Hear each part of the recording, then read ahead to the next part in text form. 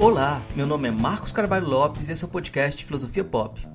Esse é o nosso episódio número 152, um episódio especial em comemoração aos 7 anos do podcast Filosofia Pop, completados no dia 2 de maio de 2022, em diálogo com Murilo Ferraz, um dos fundadores desse projeto. Então é tempo de agradecer às pessoas que acompanham e apoiam este podcast. Muito obrigado pela força e ajuda neste caminho. O Filosofia Pop é um podcast que aborda a filosofia como parte da cultura. A cada 15 dias, sempre às segundas-feiras, a gente vai estar aqui para continuar essa conversa com vocês. Intercalando com nossos episódios normais, de quando em quando vamos apresentar episódios de entrevistas temáticas especiais. É o caso do episódio de hoje. Você pode encontrar mais textos e informações no site filosofiapop.com.br. Temos página no Facebook, Instagram, perfil no Twitter e canal no YouTube. Nosso e-mail é contato@filosofiapop.com.br. Participe da nossa campanha de financiamento coletivo no Catarse. Se gosta do conteúdo, apoie nossa campanha lá. O endereço é catarse.me/filosofia_pop. A contribuição mínima que pedimos é de R$5 mensais. Se não pode contribuir, ajude divulgando, comentando, indicando para amigos. Precisamos dessa força. Vamos então para a nossa conversa com Murilo Ferraz sobre os 7 anos do podcast Filosofia Pop.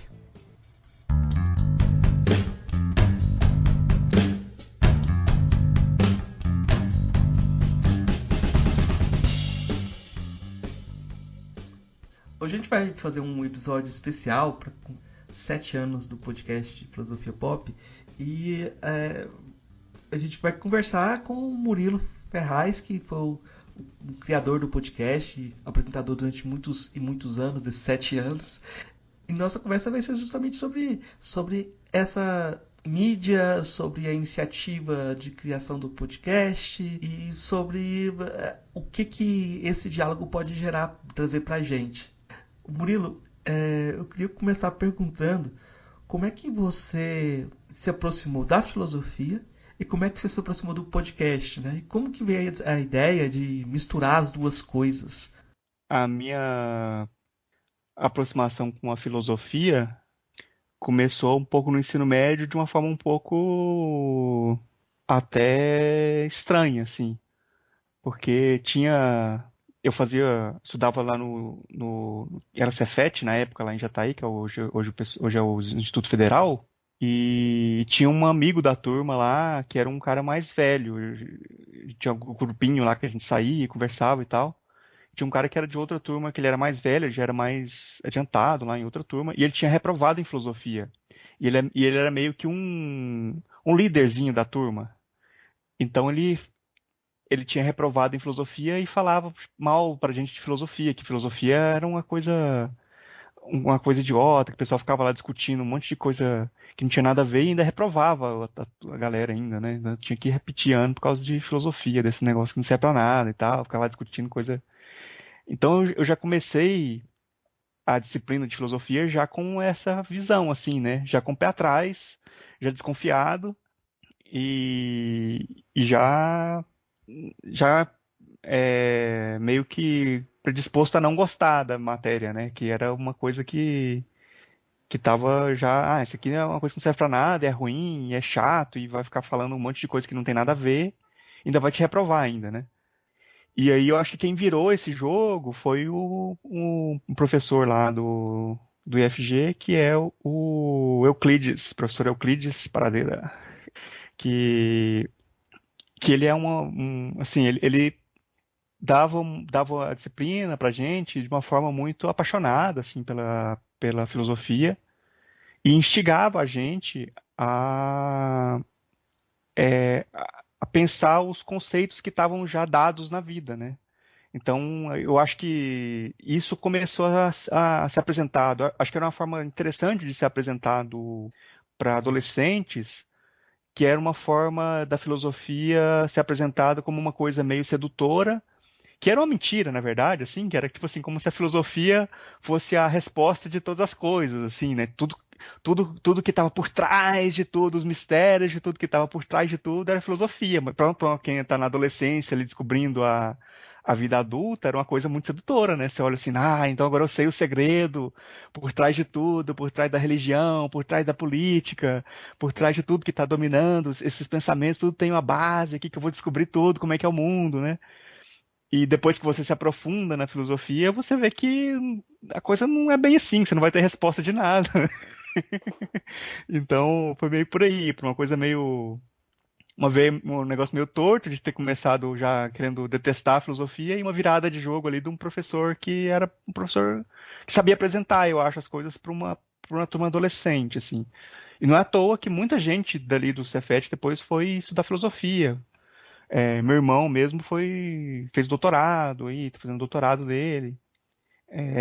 Tem o Evandro lá também, uma galera lá que foi cursar filosofia. E mesmo assim, eu que não fui cursar filosofia, fui pegar matérias depois, fazer o podcast de filosofia. Então, acho que isso, né? Uma pessoa que faz esse tipo de diferença na vida dos alunos, né? Que consegue passar essa paixão, assim, de alguma coisa. Sobre a aula, para completar, assim, você falou que ele ligava os conceitos à vida. O que, que era isso? Era muito de fazer perguntas, assim, sobre o que é alguma coisa, né? Na verdade, eu não lembro muito das aulas assim hoje. Eu lembro mais do sentimento que me passava, assim. Mas era assim de questionar a religião e falar por que você está acreditando nisso, coisas assim, sabe? E, explicar o que que era o pensamento de algum político, por que que ele estava falando tal coisa. E aí, e questionando as coisas que são dadas, né? As coisas que já são. E uma coisa que para mim me marcou também um pouco, que eu lembro até hoje muito bem, é que assim, eu prestava muita atenção nas aulas dele, e eu já estava meio com aquela coisa assim de, isso aqui é bobagem, né? E aí ele fez, a primeira prova que eu fiz com ele, eu tirei uma nota baixa, assim, eu acho que eu tirei um 4, eu acho, uma coisa assim. E, e foi para mim muito interessante o jeito que ele corrigiu a prova, porque ele perguntou alguns conceitos que ele tinha falado em aula, e eu respondi as perguntas dele de forma muito objetiva, assim, o que é tal coisa para o filósofo tal? Aí eu falei, é isso e pronto.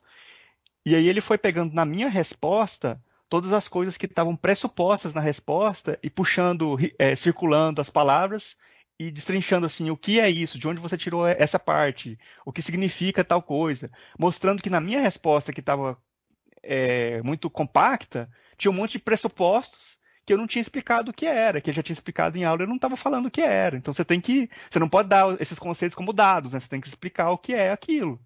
O que que é, sei lá, o que que é o amor, o que que é não sei o que que é amar tal coisa, sei lá, qualquer coisa assim, sabe? O conceito. De onde você está tirando isso? O que que é tal coisa, né?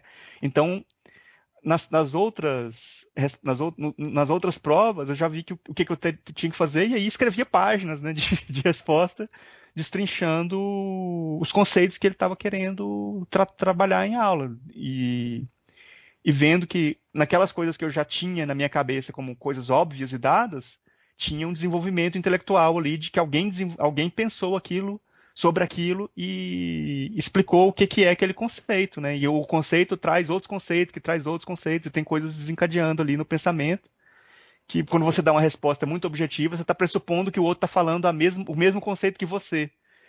E nem sempre é assim, né? Tem palavras, tem conceitos que são polissêmicos e você vai estar usando um conceito e outra pessoa vai estar usando de outra forma. Por exemplo, eu estou falando conceito, talvez você está entendendo a palavra conceito de uma outra forma, né? O que que é conceito, né? A coisa começa a complicar. Eu lembro uma revista que eu emprestei pro Euclides que falava da dimensão fiduciária da moeda, sabe? E de repente ele tava xerocando a revista para Então levar foi pros você que alunos. passou isso para ele. Depois você me passa isso, então, porque eu Foi. perguntei para ele onde que estava aquele texto que você passou para a gente da origem dos bancos, ele não sabia me dizer onde que estava esse texto. Não, mas eu não sei onde que tá. Eu não sei onde que tá. Eu sei eu emprestei pra eles e depois eu fui ver, ele tava levando isso pros alunos pra sala de aula e levando pra debater e virou tema de a dimensão fiduciária da moeda. E é como se ele estivesse discutindo hoje, antecipando essa questão da financiarização, né? Que já era uma questão. Então, eu tinha essa liberdade de trazer coisas que não seria o comum, né? É, Apresentar a filosofia como aquilo que vai apresentar o que está por trás das coisas, né? Porque ele apresentava um texto que estava falando da origem do sistema bancário, como que surgiu o banco, como surgiu a moeda, a história disso, né? Então, meio que apresentava isso, né? Como a filosofia, como se fosse a coisa que revelava os segredos que estão por trás, o que está por trás dos bancos. Esses segredos a gente não revela assim. Esses segredos só na maçonaria. Os Illuminates E, da filosofia. Mas aí, como é que você não entrou no grupo dos Illuminates do podcast? Dos grupos. aí eu acho que o podcast já foi uma coisa mais como ouvindo mesmo os programas. Assim, acho que o podcast acho que eu fui apresentado mais de uma vez aos podcasts, e das primeiras vezes eu não peguei, não gostei muito da mídia, assim, do jeito. Porque eu não era uma pessoa que ouvia muito rádio, nunca fui, assim, de acompanhar rádio, não conheço muito de rádio.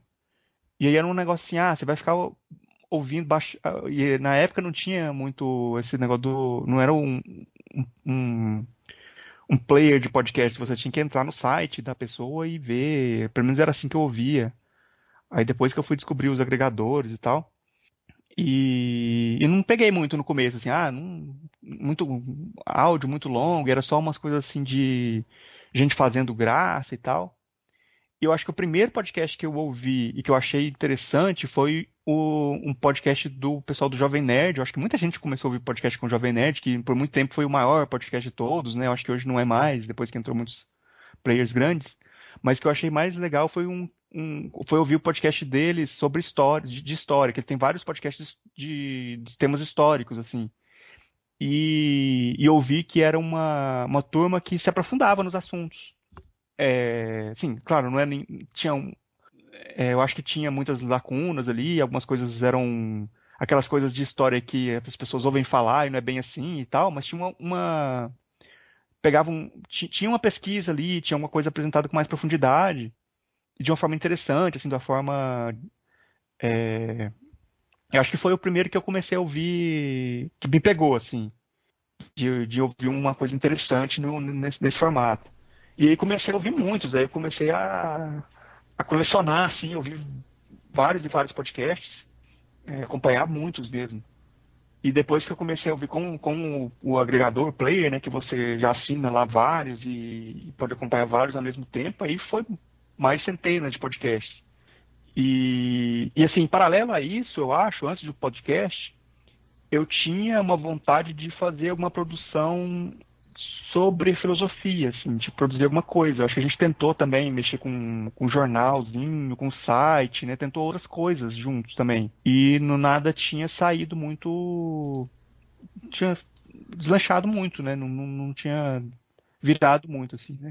Eu discordo, porque o podcast que a gente fez um blog Aham, Filosofia Pop no Overmundo, aham. que o pessoal derrubava a gente porque sempre ficava os textos em primeiro lugar de comentário. Mas era um negócio muito restrito, era tipo assim, um blog dentro de um negócio que não era muito grande, né? Já era uma coisa. É, então. Era um nicho ali, né? Então, mas É, o tipo de texto que a gente colocava começava a despontar, aí o pessoal mudou o algoritmo pra gente nunca chegar no primeiro lugar. mas assim, aí o que me deu assim uma vontade de fazer um podcast também sobre filosofia foi quando eu comecei a ouvir alguns podcasts que estavam falando sobre temas mais sérios, que não era só que geralmente a maioria dos podcasts que eu ouvia era coisa assim, cultura nerd, cinema, ficava falando bobagemzinha e tal. Cultura pop, assim, ficava falando, jogando conversa fora de mesa de bar, assim. E eu não quero fazer isso, né? Não é muito o que eu queria fazer. E aí eu comecei a ouvir o Anticast, que era a turma lá do Ivan. Na época, bem no começo, ele não era ainda esse podcast de política que é hoje, que depois mudou também, não é mais o Ivan que está no podcast.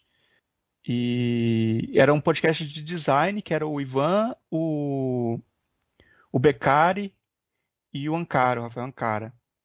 E aí eles falavam de design mesmo, de trabalho de design, de coisas, filosofia do design, que era um negócio que era uma viagem deles, assim, o anticast é uma coisa que eles inventaram do anti-design, que eles falavam, assim, então começou umas coisas assim. Era uma coisa descontraída, meio assim, não vou sem muita edição também, porque uma coisa que eu achava que não daria conta de fazer é porque o Jovem Nerd também tinha muita edição, né? Era muito pesado em edição dos áudios. E o Anticast não, ele era mais sem o áudio lá e colocava uma trilha genérica no fundo e a conversa rolando e só, e não tinha muita edição. E eles mesmos falavam, vou editar nada, não vou cortar nada, vou mandar assim mesmo. E eram temas mais sérios. E tinha um outro também, o Braincast, que falava sobre vida profissional, assim, de pessoal da publicidade, de carreira e tal. E que às vezes puxava para uns temas mais de reflexão mesmo, assim, não era só do dia a dia de profissão, mas de pensar o que que é a comunicação, o que que é publicidade, começava a refletir sobre coisas, né? Então vi que tinha um espaço de podcasts que estavam começando a falar sobre coisas mais sérias, né? E sem ser de brincadeira, mais aprofundadas mesmo, porque às vezes as pessoas, alguns podcasts falavam sobre coisas sérias, mas na brincadeira, naquela coisa bem assim, superficial e tal. E aí, pensei, como eu já estava com vontade de fazer alguma coisa, criar alguma coisa assim, aí pensei em fazer esse podcast. Até a ideia inicial, que eu acho que eu te mandei uma mensagem de madrugada, eu acho, né?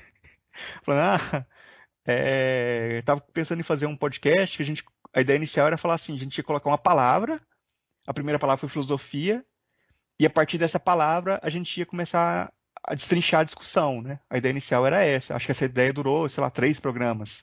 E aí depois a gente começou a fazer de outra forma, puxar outros temas. Mas foi assim, eu acho que também porque tinha esse nicho lá começando e porque tinha também. Acho que vídeo é muito difícil fazer, né? Você tem que ter muito equipamento, luz.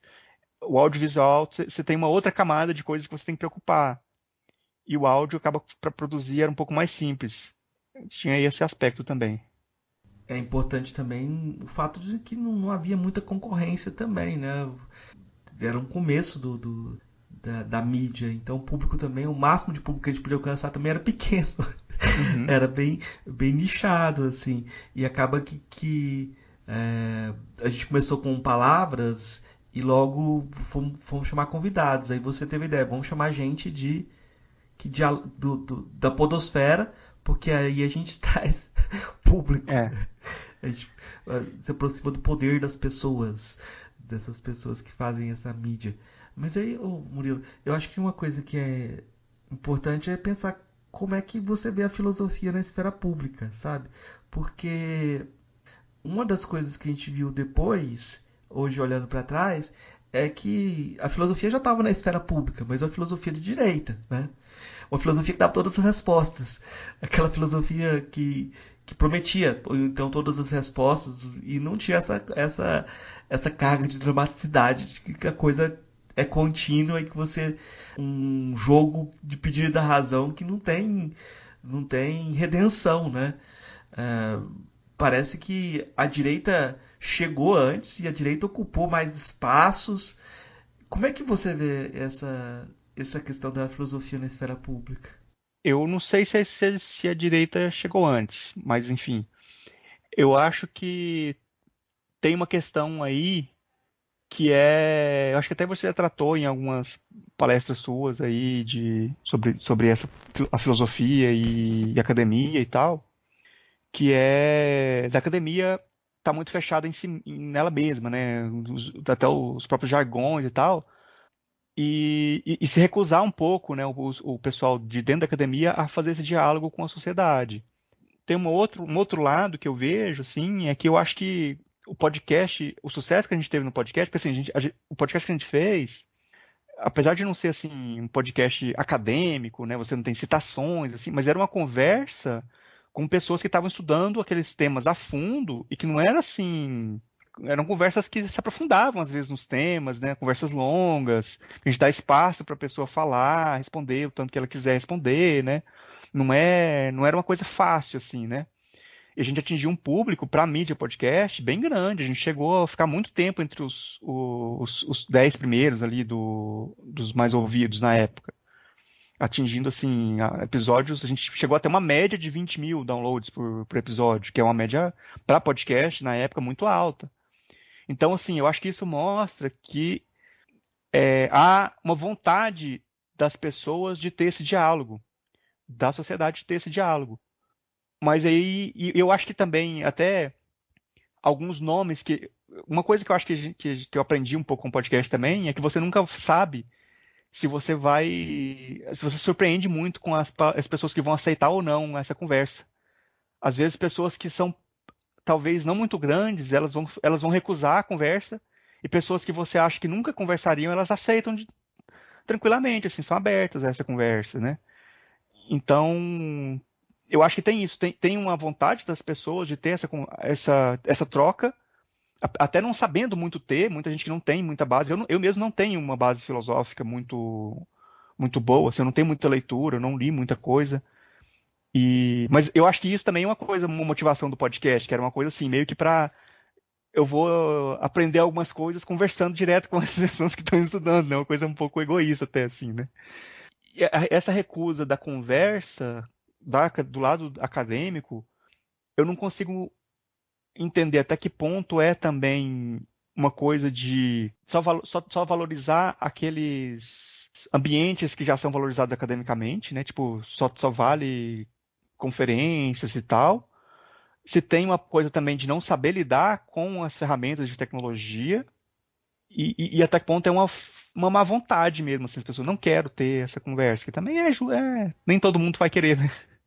E agora esse negócio da direita tem, assim, às vezes, nessa parte da comunicação, na filosofia falando abertamente, acho que tem uma construção já de longo prazo que é que o velho da Virgínia lá, né, que morreu, né, o Alavão, que acho que ele enxergou uma coisa que muita gente não enxergou, assim, né, uma possibilidade de ter de criar esses grupos fora da academia de uma forma de longo prazo e orgânica. Foi uma aposta que ele teve que eu acho que ele se pagou muito no longo prazo, assim. Mas eu acho que na parte da comunicação de esquerda e direita, assim, muita gente hoje fala assim, a direita sabe se comunicar e a esquerda não sabe se comunicar. A esquerda é muito velha e não sabe se comunicar.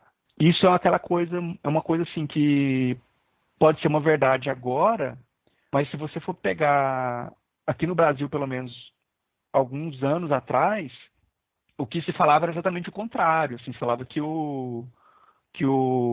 a esquerda tinha os maves, que o pessoal falava, né, que eram militantes virtuais que eram muito aguerridos e que vinham para cima da galera e era pessoa de esquerda. Então, assim, eu acho que a esquerda começou melhor nesse jogo. E eu acho que no mundo a direita virou o jogo.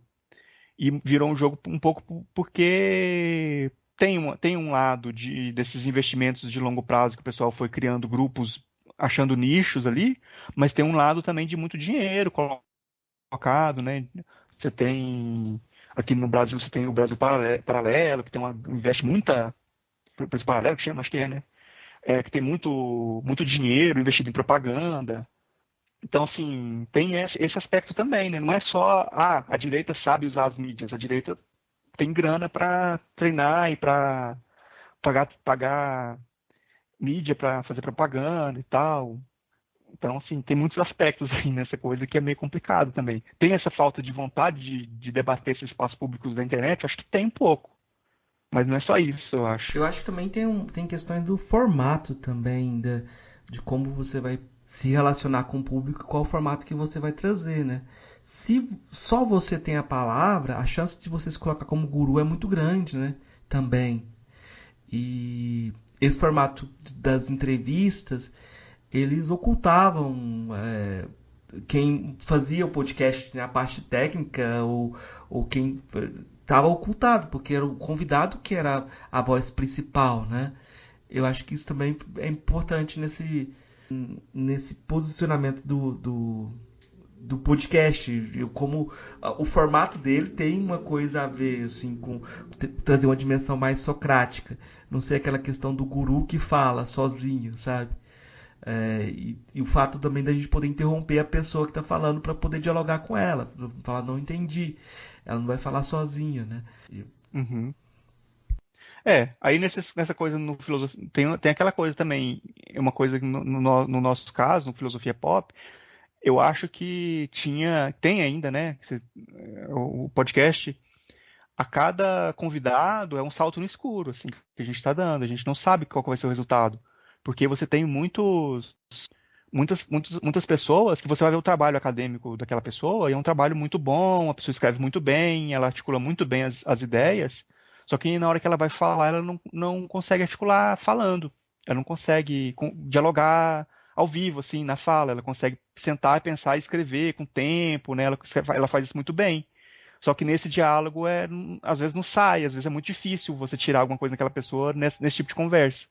A pessoa não consegue pensar dessa forma. Parece que é um problema isso, porque eu vi uma conversa tava lendo uma conversa da Marta Nussbaum com o House, e parece que o House era gago, sabe? Como é que faz? Ele tinha dificuldade ia ter o House com o gago e o Habermas com dificuldade de dicção pelo lábio leporino, os dois debatendo, isso não funcionava tão bem assim. E aí tem essa virtude da fala longa também, essa questão de falar com, não é a convicção, mas eu vou dizer que isso é uma coisa que é muito masculinizada, né? E esse é um problema também, né? Porque muitas vezes a forma como as mulheres conversam é diferente. E acho que esse é um problema também desse podcast, de não ter uma interlocução feminina, né? Esse é um problema que você falou sempre desse problema, e cada vez eu vejo ele com mais sério, porque uma coisa que é verdade absoluta, a gente vai ter sempre homens se convidando para serem entrevistados. Mulheres não.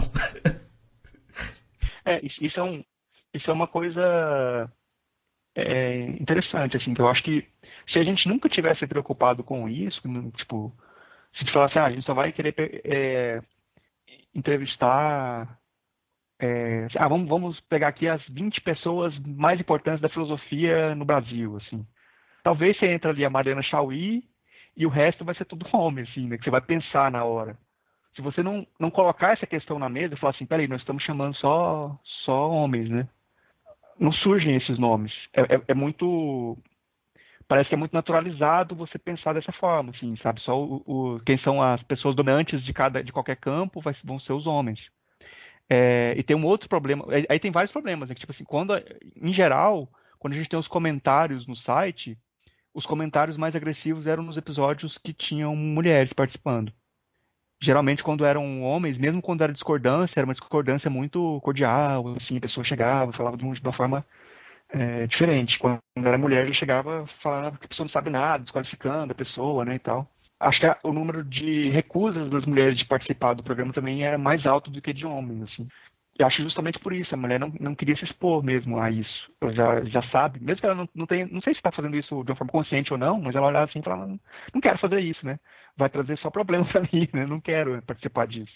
Então, assim, tem muitas dificuldades. A gente sempre tentou trazer mais. E eu acho que é uma coisa importante também, até a Sabrina Fernandes falou uma vez numa das redes sociais dela, quando ela falou do nosso podcast, ela falou isso, elogiando a gente, assim, que o Filosofia Pop traz as mulheres sem ser para falar sobre temas de mulheres. Que geralmente o podcast vai trazer a mulher para falar no Dia da Mulher, então para falar de assuntos femininos. E a gente sempre trouxe as mulheres como pensadoras, para falar dos temas que elas estão estudando, independente se são temas de gênero ou não, né?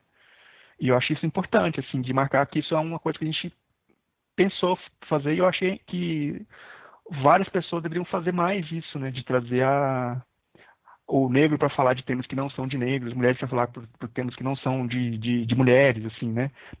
Para falar de temas gerais, como do tema que a pessoa está estudando, mesmo que não seja relacionado com essa identidade dela. A gente tenta fazer isso, mas ainda é difícil por conta da quantidade de mulheres na academia ser menor também, por ter esses convites também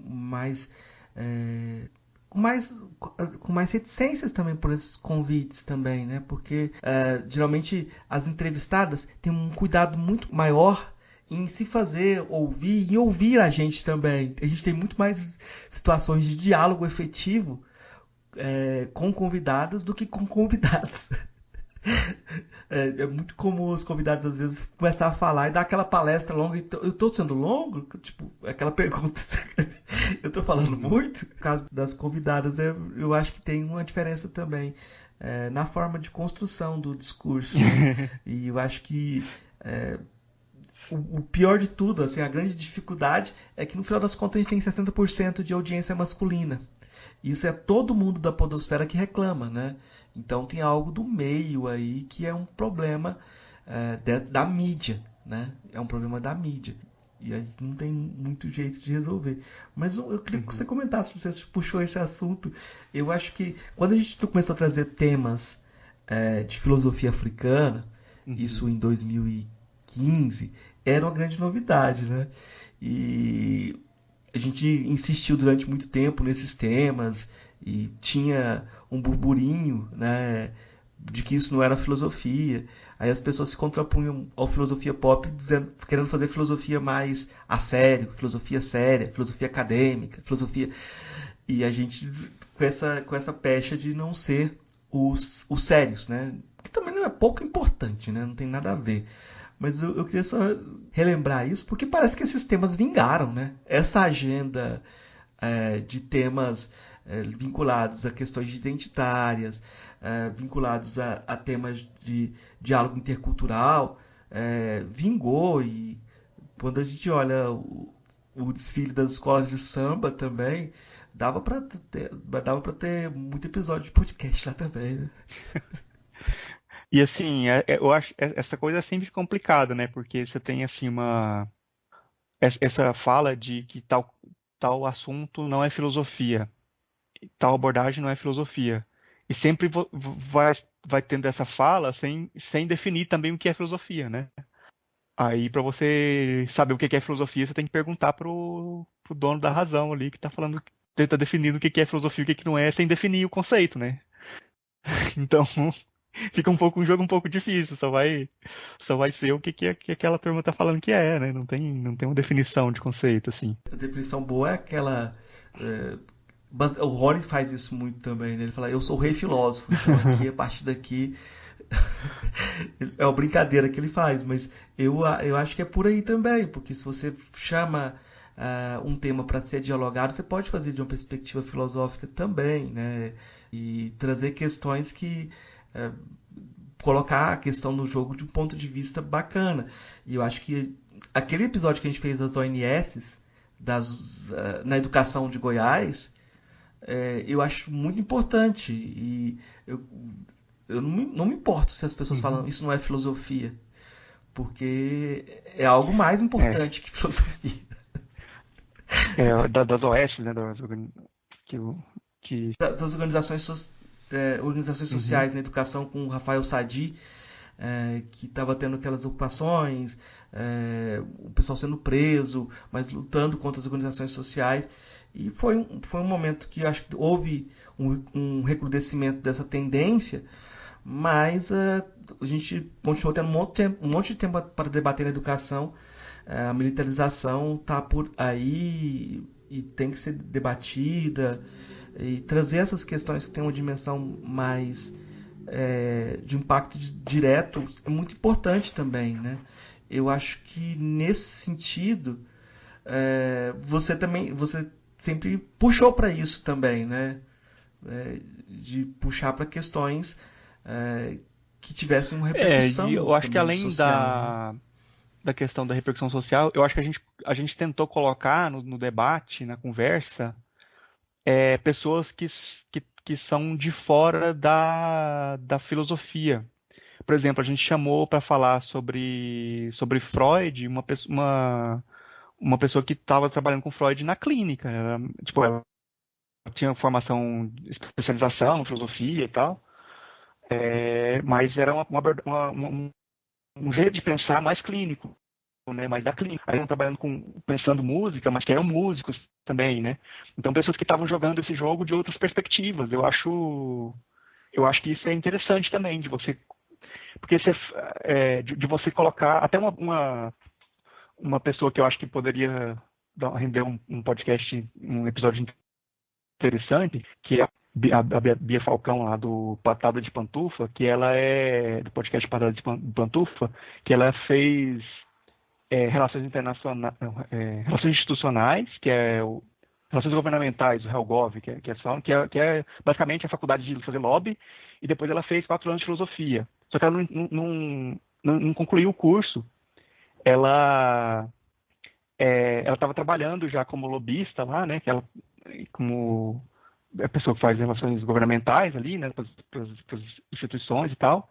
E ela achava, no curso de filosofia, ela via que o pessoal da filosofia tinha uma visão muito idealizada da política. Ela via na prática, ali no Congresso, no dia a dia, que ela trabalhava no dia a dia do Congresso, que o negócio era muito diferente do que o pessoal estava pensando que era a política, né? Então, assim, eu acho que é interessante você trazer essas pessoas para esse diálogo, para contestar mesmo, assim, né? A pessoa fala, a política funciona assim, assim, aí você mostra na prática que não está acontecendo assim. A gente tem que pensar de outra forma, né? Mudar esses conceitos para eles se encaixarem na realidade, para você não estar falando de coisas que não tem nada a ver mais com a realidade, né? Eu acho que esse diálogo com pessoas que estão vivendo esses campos e que têm uma formação filosófica, eles têm isso também, que às vezes a pessoa está com conhecimento empírico que ela não tem nenhuma formação para falar. Aí fala do machismo ali que não tem base nenhuma, que não tem como conversar. Mas tem pessoas que têm essa formação e que elas estão vendo a realidade e falando que não é assim, a coisa não acontece assim. Só que se você vai falar isso dentro da academia, o pessoal vai falar que você tem que ler mais, né? Você tem que estudar mais. Então, eu acho que é importante esse tipo de diálogo. É claro que a gente está fazendo 7 anos agora de podcast e é um caminho muito longo. E aí você tem um caminho de crescimento e um caminho de decrescimento que é natural também, porque agora a gente tem muito mais mídias, muito mais gente fazendo podcast e uma variedade muito maior de nichos, né? Coisas muito especializadas, né? E você começa até a ter dificuldade de se situar dentro porque você vai acabando nichando demais o jogo e em algum momento eu acho que a gente poderia ter ido pelo caminho mais fácil. E o caminho mais fácil seria o de trazer só temas e autores canônicos e garantir audiência grande, Uhum. né? E toda vez que a gente puxava um tema que não era canônico, a gente derrubava um tema de feminismo negro, um tema de filosofia africana, a gente acabava dividindo a audiência, né? E tinha reclamações, e as reclamações eram estridentes, assim, a gente perdia público com isso.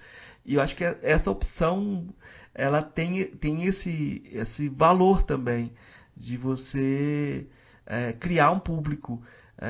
Há pouco tempo eu vi um pessoal que ia usar o podcast em sala de aula e eles reclamaram que os episódios são muito longos.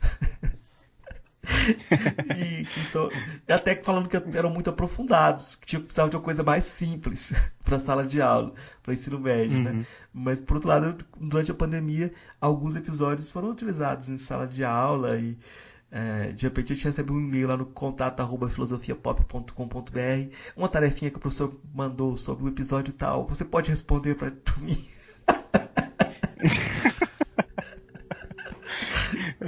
Eu acho que essa coisa da audiência tem também que muitas empresas grandes entraram no podcast, né, de comunicação. E isso acaba você elevando o nível técnico da produção de uma forma que a gente não consegue acompanhar. Porque assim, agora você está fazendo praticamente. Você está fazendo. Não sei como é que está a produção, não estou acompanhando, mas você deve estar fazendo praticamente sozinho a parte toda, né, do podcast.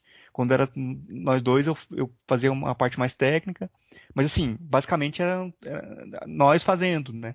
E aí você vai ver lá o podcast do Mano Brown, que agora é o mais ouvido do Spotify. Você vai ver a ficha técnica lá, tem um monte de gente trabalhando para produzir aquele podcast. Não estou criticando ele por fazer isso, mas assim, a gente não tem isso, né? A gente não consegue acompanhar essa exigência, né? Não tem como concorrer. Chegou um ponto que tinha mídia, tinha gente querendo fazer propaganda, mas essa propaganda não ia cobrir os custos da profissionalização. Então não fazia sentido também. E houve incentivos, Murilo. Eu recebi carta ou e-mail da TikTok querendo que a TikTok queria que o podcast entrasse no TikTok, só que eu não consegui imaginar nenhum tipo de inserção. Então nem todo convite dá para cumprir, assim.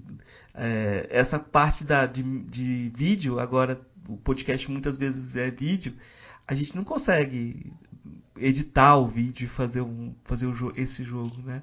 Mais importante do que uma audiência é um diálogo contínuo também e ter uma história também. Eu acho isso muito relevante, porque são mais de 150 episódios, mas são 150 episódios em 7 anos.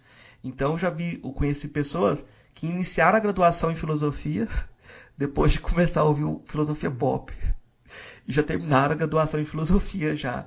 E já estão percebendo que a filosofia não é tão pop assim. A filosofia não é tão pop assim. É engraçado, assim, porque para mim também eu achava sempre essa produção de podcast muito solitária também, assim. Porque ao mesmo tempo que a gente estava tendo ali uma audiência grande, parece que a gente estava falando para ninguém também, assim, no sentido de não ter muita resposta direta, assim, das pessoas. Acho que era muito desproporcional com o tamanho da audiência do podcast, o tanto, a quantidade de respostas que a gente tinha das pessoas, de conversa, assim. Tinha alguns diálogos, mas eu acho que muito pouco pelo tamanho que tinha a audiência, né?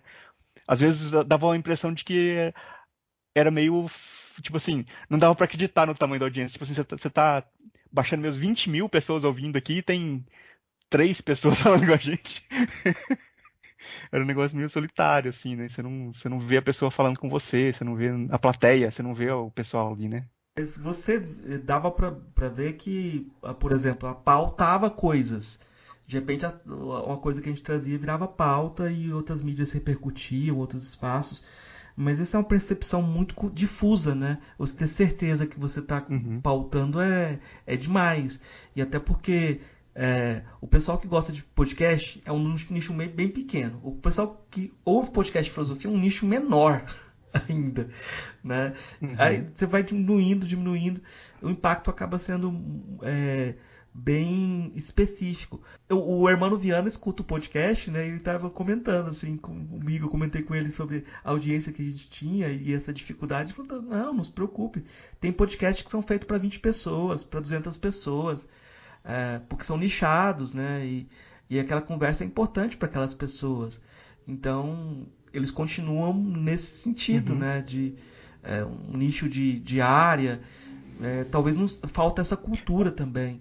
E tem assim, uma coisa também que eu acho que quando a gente começou, a gente não tinha muita expectativa de que fosse atingir tanta gente, né? Tipo, se der 1.000 pessoas aqui ouvindo, tá ótimo, né? No começo, assim, né? Não, que é isso, né? Não vamos chegar. E a gente chegou num ponto que a gente acho que teve episódios específicos que teve mais de 50 mil pessoas que baixaram o episódio. Acho que a gente no começo nunca pensou que ia chegar nesse ponto, assim, né?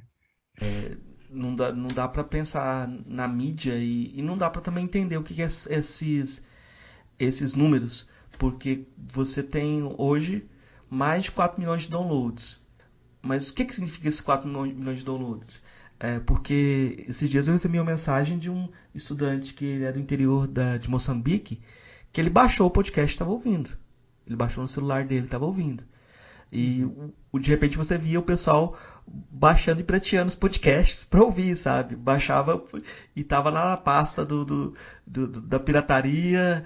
Então, o impacto mesmo de downloads e de quantas pessoas que chegaram é difícil de saber, né? O primeiro episódio eu sei que ele tem mais de 100 mil, 100, 150 mil é, visualizações ou downloads, mas o que isso significa de gente que ouviu, eu não sei. Não tenho, não tenho ideia, mas o que eu tenho certeza é que na filosofia a expectativa nunca é essa de alcançar um público tão grande e provavelmente a gente não vai alcançar esse público nunca mais. E assim, eu acho que no que você está falando do impacto também, eu acho que teve impacto até dentro da academia, assim, de ter outras iniciativas de procurar fazer outras formas de diálogo também, que eu não sei se, assim, de tentar esse tipo de conversa também. outras iniciativas dentro da academia. Eu acho que um pouco também influenciado por isso, assim, que viram que tinha público, né? Que tinha gente falando, que não precisava ser aqueles palestrantes de filosofia para você atingir público grande, que vai simplificar a coisa ao máximo, né? Que tem público para fazer outras coisas. Mas os palestrantes também descobriram que tinha público no podcast. Então houve essa outra entrada também. O pessoal É, da palestrinha também tá fazendo as palestrinhas aí, tá tendo público até grande, bem grande, né? Então acho que essa descoberta é múltipla também. Uma coisa que chamava a atenção, né, no podcast era que o pessoal que escutava geralmente não era da filosofia, né? O pessoal da filosofia não precisa escutar ninguém. Já, já tem essa iluminação, assim, uma disputa de iluminação. Então, geralmente quem escutava não era da filosofia.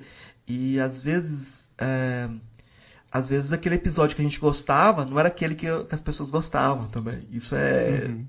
Isso é curioso, assim. Às vezes a gente fazia uma entrevista e pensava, essa entrevista não rendeu nada. Foi chata pra gente fazer.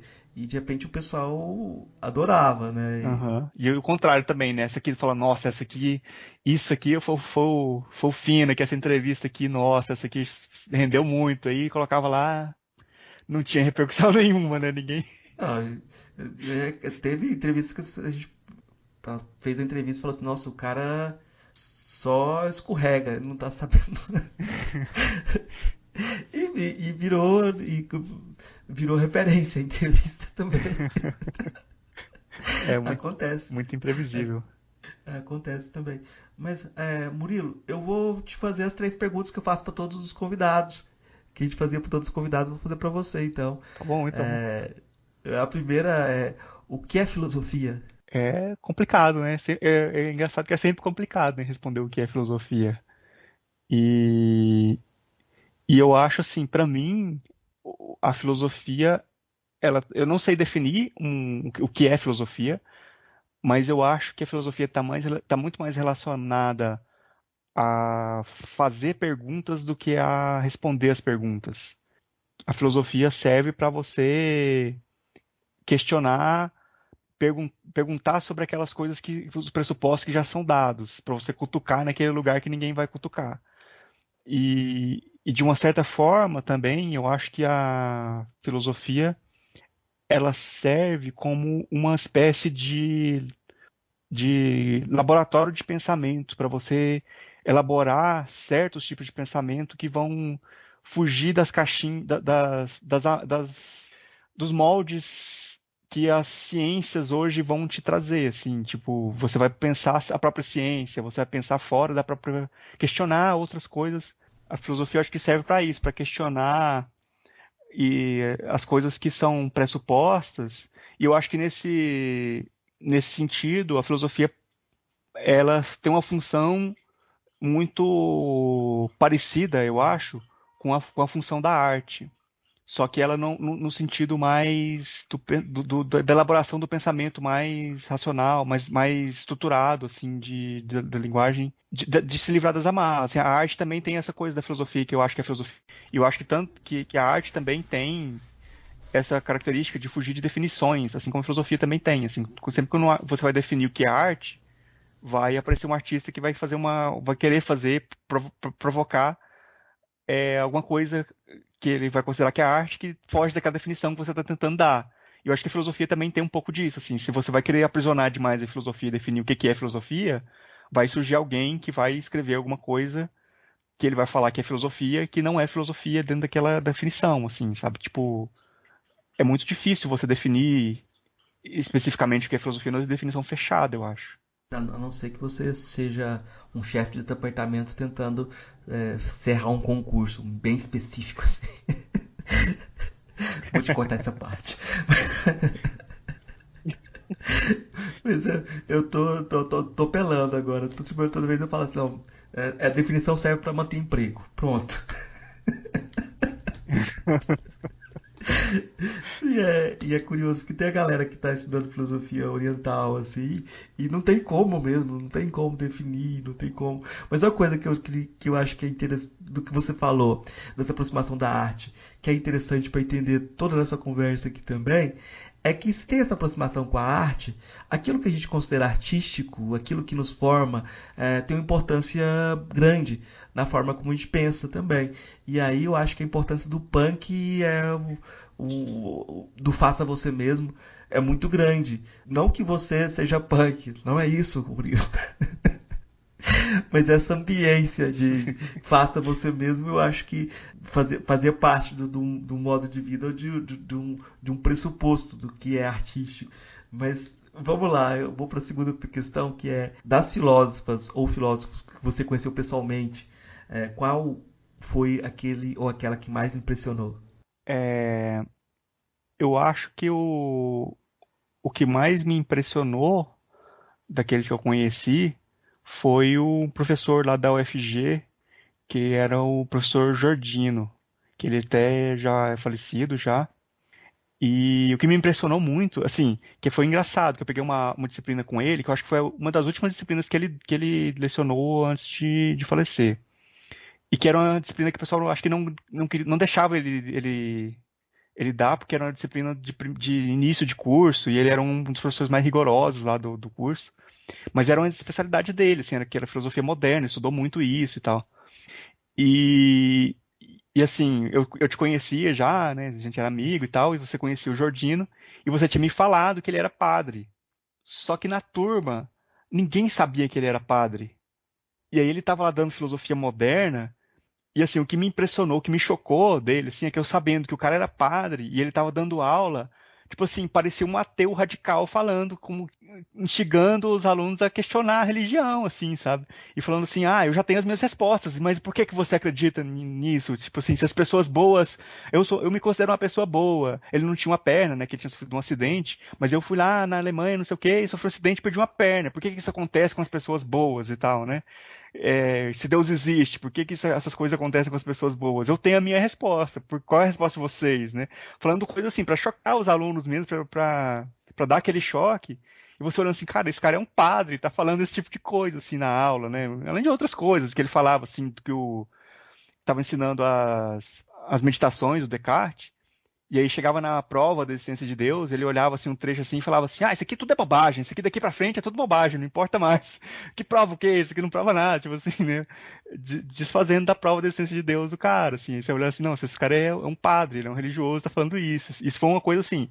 E essa parte me impactou, mas também me impactou, me trouxe uma coisa interessante, o jeito que ele ensinava a ler a filosofia também.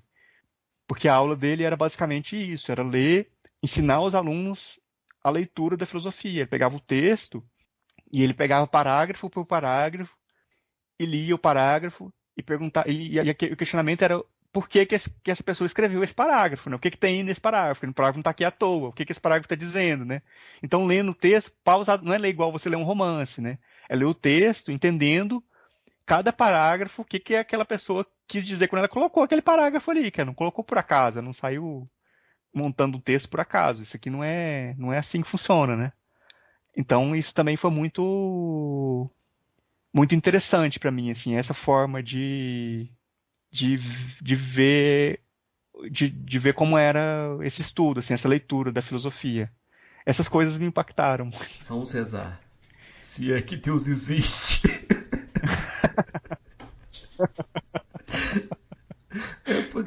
Acabou com a graça do Jordino também, né? Porque um dos mistérios dele era esse, né?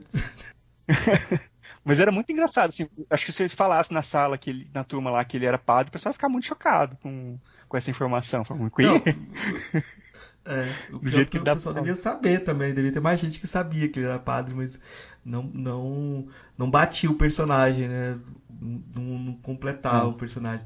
Mas é curioso também que vocês estavam lendo. Eu nunca li Descartes com o Jordino, ele é um dos maiores especialistas em Descartes. E ele fez o doutorado dele em Descartes na Alemanha. Então, um cara que sai de Minas para fazer doutorado na Uhum. Alemanha sobre um francês, né? Não é por acaso que na cidade, lá no interior Uhum. de Minas Gerais, agora tem uma rua, e a rua chama Padre Jordino Marques. Não, e eu acho assim, ele por muito tempo não dava essa disciplina, né? Porque eu acho que o pessoal ficava muito com medo dele reprovar todo mundo no primeiro ano ali, o pessoal É, desistir ele do falava que era a curso. terceira fase do vestibular, a fase mais terrível, né?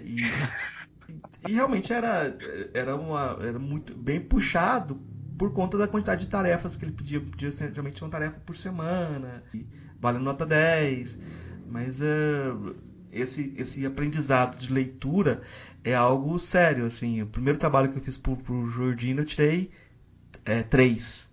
E ele escreveu lá que eu tinha plagiado de um comentador muito ruim. Aí eu briguei com ele, fui lá. Eu tinha 16 anos, tá? Eu fui pra entreguei meu trabalho de volta pra ele. Falei assim: não plagiei de ninguém, isso aqui foi eu que escrevi. Aí ele falou: então você que é muito ruim.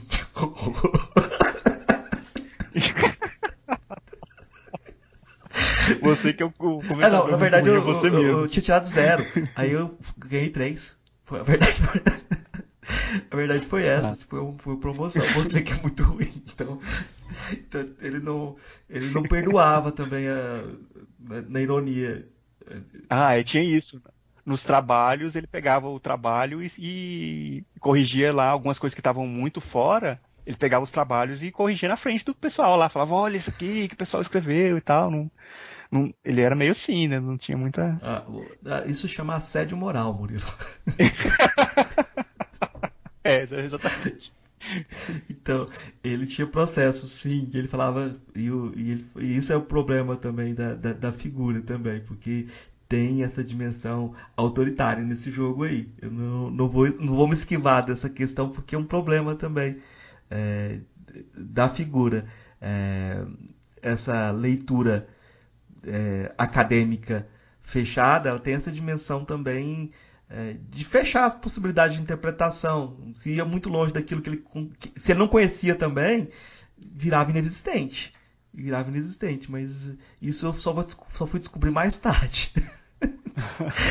Eu queria que ele me orientasse num trabalho sobre. Eu queria estudar, não queria que ele me orientasse, eu queria estudar o Ortega y Gasset. E eu Uhum. comentei com ele que o Ortega y Gasset falava coisas, antecipava coisas do Heidegger. Ele ficou, não aceitou de jeito nenhum. Não aceitou de jeito nenhum. Falou, não tem como. Não tem como não. E ignorou, assim. E eu sei que é um trabalho, eu sempre tirava nota máxima, eu tirei um 8 com ele, uma coisa assim, eu achei estranho. Porque eu coloquei esse comentário, que tinha coisas ali que já estavam no Ortega y Gasset. E ele não conhecia o Ortega y Gasset. Passou uns 2, 3 anos, eu fiquei sabendo que ele já estava dando uma disciplina sobre o Ortega y Gasset. Ele foi estudar o Ortega y Gasset. Ia me orientar, assim, mas ia ser meu orientador, mas faleceu. E aí eu fiquei no limbo dos desorientados. Mas ganhei um Diamond, né? Ganhei um Diamond. Mas vamos lá para a última pergunta das 3, que é: qual sua filósofa ou filósofo favorito? E aí eu acho que essa pra mim é a pergunta mais complicada, porque eu não tenho muita leitura muito aprofundada de filosofia, então eu não tenho meio que um filósofo, o filósofo favorito, assim. Eu sei as coisas muito superficialmente de filosofia. Então eu vou falar que é o Sócrates, porque eu só sei que nada sei. Ele não falou isso! Vamos ter que começar o podcast de novo. Aula 1. Tipo, então, Você não sabe se ele não falou isso? Você não sabe se ele não falou isso? O Platão só não escreveu. tá bom. Pronto. Vamos ter que voltar no episódio 1 aqui. Vocês viram que essa resposta do Bruno invalidou todas as possibilidades que vocês possam ter em ser autodidatas. Não, eu acho que tem essa possibilidade de ser autodidata, mas eu acho que se você. O problema é que eu não leio mesmo muita Não, coisa. mas eu tô brincando, eu tô brincando. Não, mas eu acho que É, é uma coisa assim, interessante de ser colocada, assim, tipo, não é problema você ser autodidata. E não é problema não ler também, mas eu acho que tem. que tem algumas coisas que eu acabo ficando numa visão muito generalista das coisas, assim, que eu consumo muito conteúdo de vídeos, assim, de áudio, mas a leitura minha é muito, já foi melhor, assim, eu já li mais antigamente, mas hoje eu tenho muita dificuldade de ler, de manter concentração na leitura. Acho que tem muito pouca coisa, né? Até porque, assim, um dos motivos de eu sair do podcast é que as entrevistas estavam ficando muito pesadas para mim. Eu não sabia muito porquê na época, que estava muito difícil. Toda vez que eu ia participar das entrevistas, era uma coisa muito. Gerava uma ansiedade muito grande. E cada vez estava ficando mais difícil para mim. E aí eu tive o diagnóstico de autismo, né? Na vida adulta e tal. É um autismo leve. Mas esse tipo de coisa é uma coisa comum também, assim, em autismo. Eu tenho uma dificuldade de concentração para leitura que é meio complicado de contornar. Às vezes, tem vezes que eu consigo, os períodos, assim, começar a ler algumas coisas e tal, mas depois eu me desinteresso pro livro, eu não consigo continuar mesmo, assim, é uma coisa meio complicada de continuar. Então eu tenho muito pouca leitura mesmo, não acho que isso impede alguma pessoa de ser autodidata, mas você tem que ter uma disciplina, tem que ler a coisa, se aprofundar e tal, que eu não consigo fazer. Eu não faço, eu sou um generalista de várias coisas. Eu não sei, eu não acho que seja isso. Uma coisa bem mais complicada, assim. Porque eu fico pensando no Byung-Chul Han, que é um filósofo lá da Coreia do Sul que foi estudar na Alemanha. E ele falou assim, não, eu fui estudar filosofia porque eu só precisava ler uma página por dia, ler bem. Eu não lia bem alemão. Então, se eu lesse aquela página bem, já valia, sabe? Então, eu acho que tem um ritmo da filosofia também que é bem demorado também. E algumas questões, elas demandam outras formas de abordagem também. Então, é, eu acho que não tem uma filosofia só, tem vários caminhos para a filosofia. O difícil é a gente. O difícil nesse caso, assim, a dificuldade não é tanto de ser autodidata, é de você conseguir sair de um campo de formação para outro campo de formação, sabe? Porque é como se a gente tivesse moldado numa forma de ver o mundo. Aí quando você falou isso, eu estava lembrando de um filósofo chamado Michel Polanyi, que ele era químico, ele era um dos químicos mais famosos, assim, um químico que já concorria a prêmios e é bem reconhecido. E aí ele largou tudo para fazer filosofia, né? Aí o pessoal da filosofia não cita ele, sabe? O pessoal da filosofia não dava muita moral porque ele escrevia, porque no meio da virada linguística, né, que todo mundo só falava de linguagem, ele falava de conhecimento tácito. Ele falava de uma dimensão não linguística que tem no conhecimento e que é um saber fazer também, né? Você não coloca em palavras andar de bicicleta. Você não para ensinar alguém a operar, ela tem que pegar um corpo, né? Tem que encostar e tal. Eu acho que esse. Uhum. Eu tava pensando sobre isso esses dias, eu tava ouvindo um podcast do Clóvis, ele falando sobre essas coisas de o pensamento é aquilo que você pode falar através de palavras na linguagem, se você não coloca, não consegue exprimir em palavras, você não tá pensando, aquele pensamento não existe, né? Você não pensou isso, né? Que é essa coisa da linguagem. Aí eu fico pensando assim, então quer dizer que, então assim, o cara que vai fazer um quadro, quando ele quando tá aquela imagem do quadro na cabeça dele, ele fez um texto na cabeça dele, então, né? Como é que é? Tem um ditado sobre isso, né? Não sei ditado latim, porra. Eu quero lembrar um ditado latim, mas a intuição tá na minha cabeça aqui certinha. Mas é a relação entre pintura e poesia, né? O quadro é uma o quadro é uma poesia feita com tintas, algo assim, sabe? É como se houvesse uma tradução intersemiótica Uhum. entre, entre as linguagens. Mas não funciona assim. Você saber operar, um saber médico, não é uma coisa que. De você saber encostar no corpo, ouvir o pulmão e ouvir. Não tem como você colocar isso somente em palavras, né? Tem uma experiência prática aí que eu acho que o Polanyi está certo. E o que Uhum. ele chama atenção é que ele ter saído de uma formação para outra permitiu ele perceber rituais e procedimentos tácitos que não eram reconhecidos pelas próprias pessoas que estavam dentro da filosofia, né? Então, tem uma dimensão mística aí também. O problema é esse. Né? Ó, Os cachorros estão querendo é a dimensão participar mística também. se manifestando. É a dimensão mística se manifestando. Mas, Murilo, então, pra gente fechar, eu vou pedir as suas indicações. Eu tenho as indicações aqui sim pra fazer, até anotei, né? Porque senão eu não ia lembrar de nada. É, eu vi uma série que é um docudrama muito interessante que eu vi agora na Netflix, que chama Batalha Bilionária, o caso Google Earth, que é o caso. Quando você fala o que que é, parece que é muito chato. E eu acho que o grande mérito do negócio é até isso, assim, conseguir fazer uma série de 4 episódios de 1 hora, uma coisa que você falando assim parece ser muito chato, que é um, uma dupla. A história é um pouco romanceada, até os nomes das pessoas eles mudaram, condensaram os personagens em alguns outros personagens com outros nomes e tal. Mas a história do documentário lá são dois caras alemães. Um é um cara, um artista, e o outro é um hacker de um clube, um programador que participa de um clube hacker, que eles inventaram o Google Earth, aquele software do Google de navegar pelo mundo, né, e tal, de mostrar as imagens em satélite.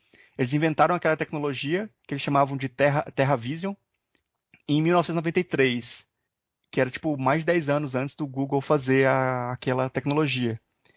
E a história toda é do processo judicial que eles moveram contra o Google, falando que eles infringiram uma patente deles. Só que, assim, no documentário fala muito sobre a relação dos dois, sobre essa coisa da arte com a tecnologia, que eles, desse pensamento, né, de aquela era uma visão artística de você visualizar o mundo e poder voar pelo mundo, navegar o mundo e tal. E aí passa por falar sobre esse poder das grandes empresas de você poder simplesmente roubar uma tecnologia de alguém e ignorar isso e ainda depois ganhar um processo judicial em cima da pessoa, né? Tipo assim, tem muitas coisas sendo discutidas ali e eu acho que também tem um mérito muito grande desse documentário de ter uma narrativa muito boa, de tornar um negócio muito interessante. Eu achei assim muito bem feito mesmo esse documentário. Tem também uma outra coisa que eu quero indicar, que é na verdade é uma newsletter que chama Histórias de uma Dita, que é sobre histórias da ditadura militar. Tem um perfil hoje no Instagram também. Lá você vai poder encontrar o link lá da newsletter. Que eu acho que hoje, assim, com tudo que está acontecendo agora no país, é muito importante de você relembrar essas histórias e mostrar que essas coisas existiram e como é que foram, né? As coisas foram feitas na ditadura militar, que agora tem todo um movimento de negação de tudo isso. Eu acho que é importante recontar essas histórias. E também vejam a novela Pantanal, que está muito boa. E também incentivar o pessoal aí a pedalar. Pedalar é muito bom também. De romper limites físicos com o seu próprio corpo e uma máquina mecânica que não tem outro tipo de propulsão, a não ser o seu arroz com feijão e algumas engrenagens. É muito legal. Usem software livre também, que é muito bacana para você não ficar totalmente dependente das tecnologias das grandes empresas que vão esmagar todo mundo e roubar patentes dos outros. E também aprendam chinês, que é muito legal também. Estou aprendo aí no Instituto Confúcio, que é muito legal. Deve ter um aí perto de você. Se não tiver, aprenda no Duolingo também, que está valendo. E é isso, minhas indicações. Estava pensando em indicações, mas eu acho que não tenho indicações hoje pra colocar. Deixa eu pensar, não preparei, pô. Deixa eu pensar. Dessa vez foi o contrário. Geralmente eu que não preparava e você tinha várias indicações. Deixa eu indicar então um quadrinho que é bem interessante, que ele chama A Rosa Mais Vermelha Desabrocha. O amor nos tempos do capitalismo tardio, ou por que as pessoas se apaixonam tão raramente hoje em dia. É da mesma autora de A Origem do Mundo, que é um quadrinho que fala sobre a forma como as mulheres eram excluídas da sociedade e a forma como o órgão sexual feminino foi execrado da história, né? Então é da mesma autora de A Origem do Mundo. Ela tem um outro quadrinho que foi traduzido para o português recentemente sobre o amor nos tempos de hoje. E é muito, muito legal, assim, uma leitura bem bacana.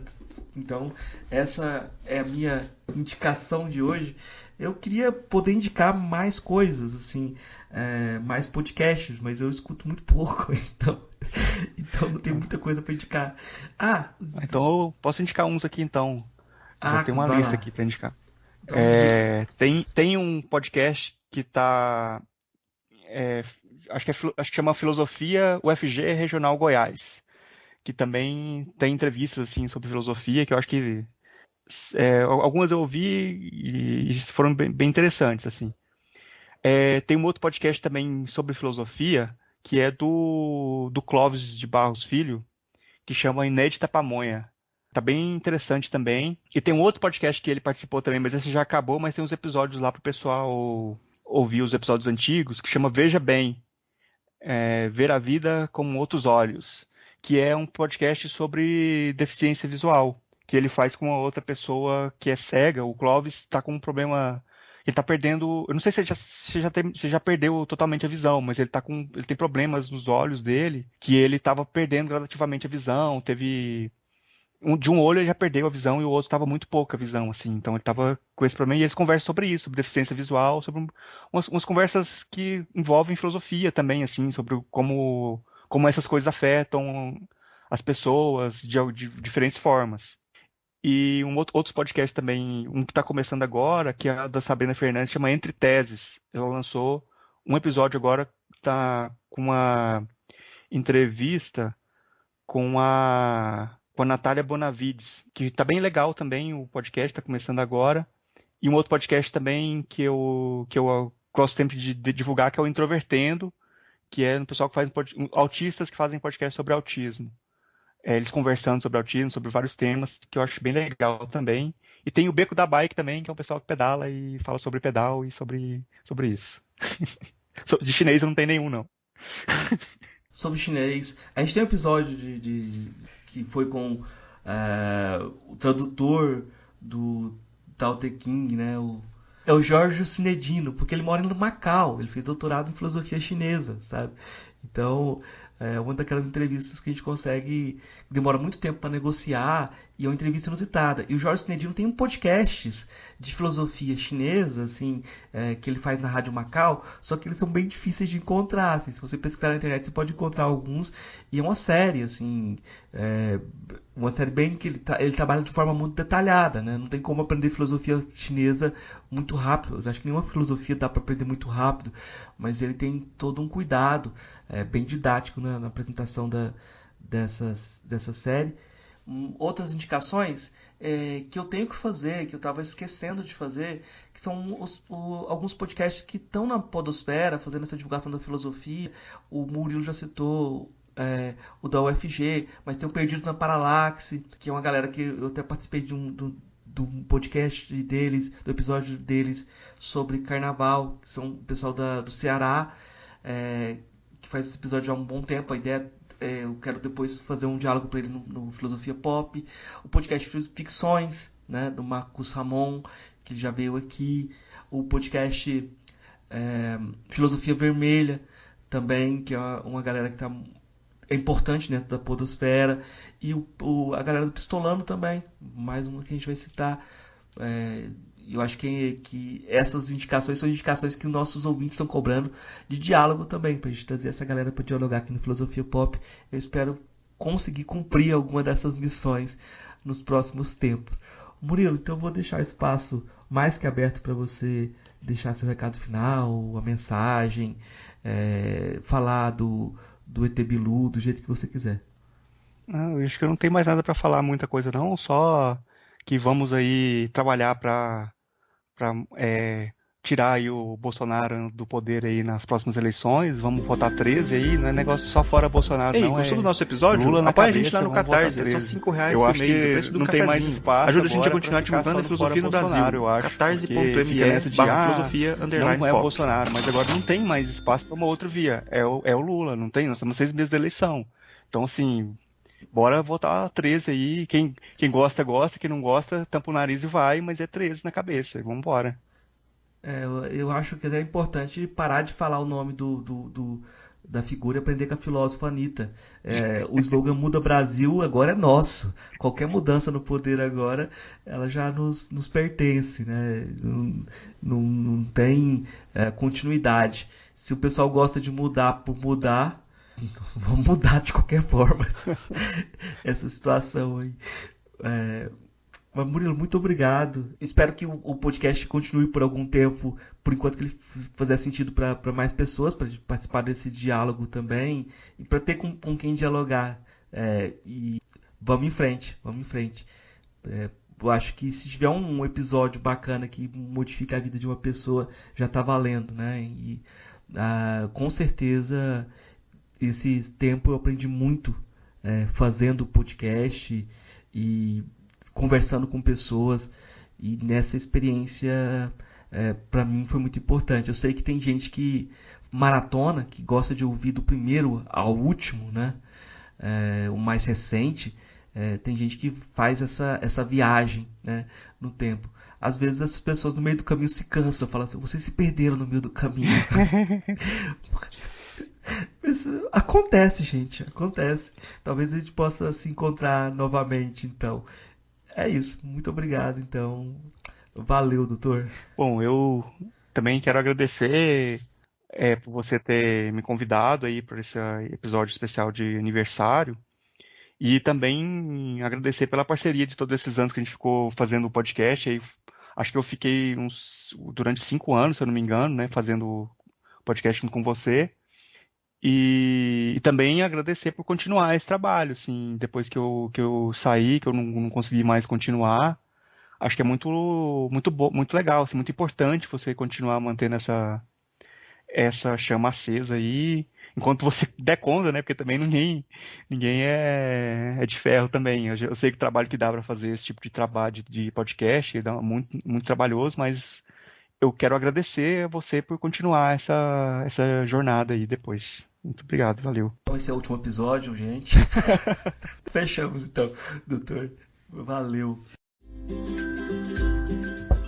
Ei, gostou do nosso episódio? Apoia a gente lá no Catarse, é só R$5 por mês, o preço de um cafezinho. Ajuda a gente a continuar divulgando a filosofia no Brasil. catarse.me/filosofia_pop.